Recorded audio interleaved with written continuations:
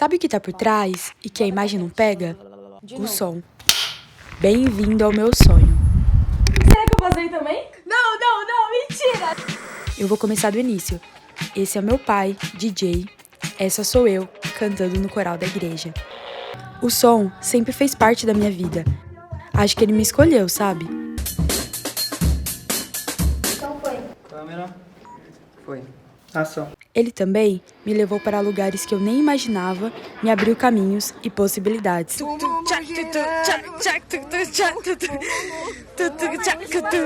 E esse lindo encontro do som com o cinema vem transformando minha vida. Essa linda pessoa vai estudar em Cuba!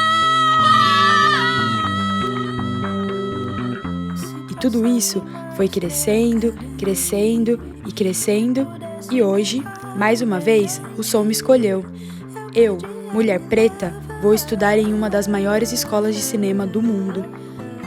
Eu sou Evelyn Santos e fui selecionada para estudar cinema em Cuba, na ICTV. Estudar nessa escola é um grande sonho para mim e para isso eu criei uma campanha de financiamento coletivo e eu preciso da sua ajuda para continuar minha trajetória no cinema. Doe e compartilhe essa campanha. Obrigada. E aí, já me levou para Cuba hoje?